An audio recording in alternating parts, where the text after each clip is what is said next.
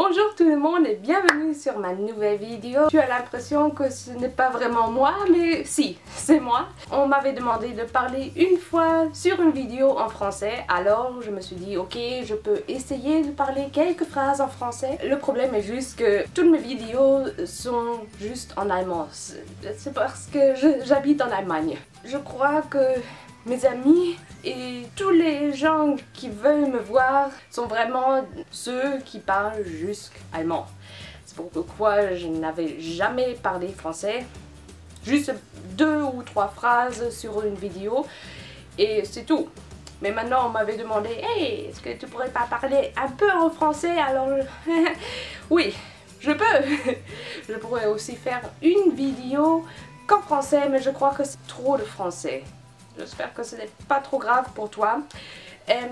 Pour mes amis allemands, j'ai sous-titré tout ce que j'ai dit, parce que je veux aussi que vous compreniez ce que je dis. Alors, je me suis dit, pourquoi pas juste dire quelques mots en français et en allemand. Je vais juste commencer maintenant avec la Video. Und jetzt auf Deutsch. Boah, ist das ein Wechsel. Ich werde einfach mal mit dem deutschen Wort beginnen, und zwar Österreich. Österreich, unser schönes Nachbarland, wie nennen es die Franzosen? Autriche. Autriche ist aber nicht zu verwechseln mit Autruche.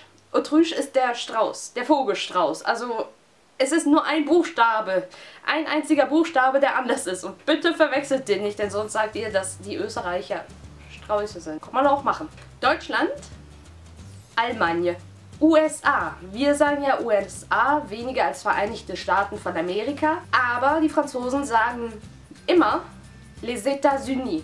Also die Vereinigten Staaten. Sie sagen nie USA, gibt es nicht. Dann kommen wir zu Berlin, unserer schönen Bundeshauptstadt. Auf Französisch heißt sie Berlin. Dann geht es auch weiter mit Hamburg. Auf Französisch Hambourg. Weiter mit Köln. Das müssten vielleicht einige kennen, wenn sie des Öfteren mal in einer Parfümerie waren, denn Köln heißt auf Französisch Cologne. Deswegen gibt es auch Eau de Cologne. Weiter dann mit München. Auf Französisch heißt es Munich. Bisschen eben wie Munich aus dem Englischen, also kann man sich ein bisschen ableiten. Wird eigentlich auch gleich geschrieben, aber ein bisschen anders betont. Dann kommen wir eben zu unseren liebsten Haustieren, zum Beispiel der Katze. Auf Französisch le chat. Der Hund, des Menschen liebster Freund, heißt le chien. Weiter geht es dann auch noch mit dem Rhein. Der größte Fluss, ich hoffe, es ist der größte Fluss Deutschlands, nicht, dass ich jetzt was Falsches sage. Erdkunde, du lässt grüßen. Der Rhein bedeutet auf Französisch le Rhin. Und dann geht es noch weiter mit der Ostsee. Die Ostsee heißt auf Französisch la mer Baltique, also das Baltische Meer. Weiter dann mit einem Kind. Kinder heißen enfant. Mama zum Beispiel ist auch ganz leicht, das heißt Maman. Und Papa ist das Allerleichteste, das heißt Papa. Dann gehen wir weiter. Zum Beispiel Bayern. Bayern heißt Bavière. Und jetzt kommen wir noch zu den letzten 3 Begriffen. Einer davon hat mich mächtig aufgeregt. Das ist Marzipan. Marzipan heißt, so wie ich aufgewachsen bin, la pâte d'amande.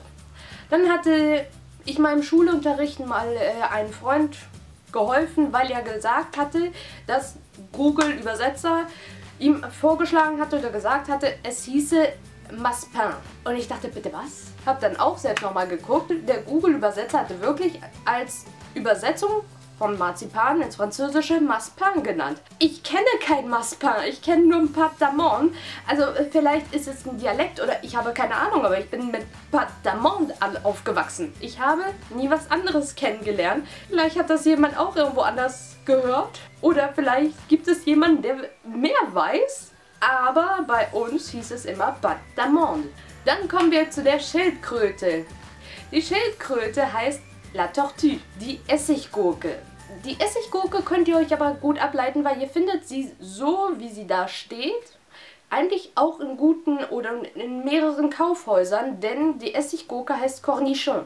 Cornichon findet ihr auch wirklich des Öfteren, zum Beispiel in Einkaufsläden. Im Gegensatz zu unserer Essiggurke, die wir immer haben, ist sie aber nicht so riesig. Also unsere Essiggurke ist ja so ein Klopper. Cornichon allerdings nur diese kleinen. Und ich kannte früher auch nur diese kleinen. Und dann kam meine Mutter irgendwann mit einer Essiggurke an und ich dachte, was bist du für ein genmanipuliertes Viech?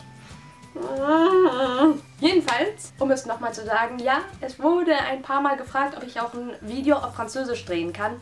Aber ich finde, es wäre wirklich too much, ein Video reinweg nur auf Französisch zu drehen. Insbesondere, da ich ja in Deutschland bin und die meisten Zuschauer und meine meisten Freunde, meine Abonnenten und meine guten Bekannten, die ich schon gesammelt habe und mit denen ich auch so nicht nur durch Videos, sondern auch mal durch Gespräche viel Kontakt habe, würden gar nichts verstehen. Und ich fände es unfair, dann nur einen Untertitel reinzubauen.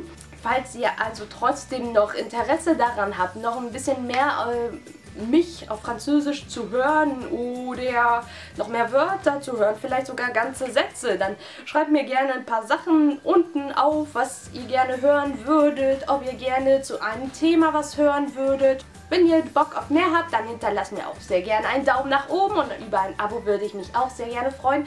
Und hinterlasst mir einfach eure Nachrichten unten in die Kommentare. Und ich würde sagen, wir sehen uns dann ganz bald zu meinem nächsten Video. Und bis dann, tschüss!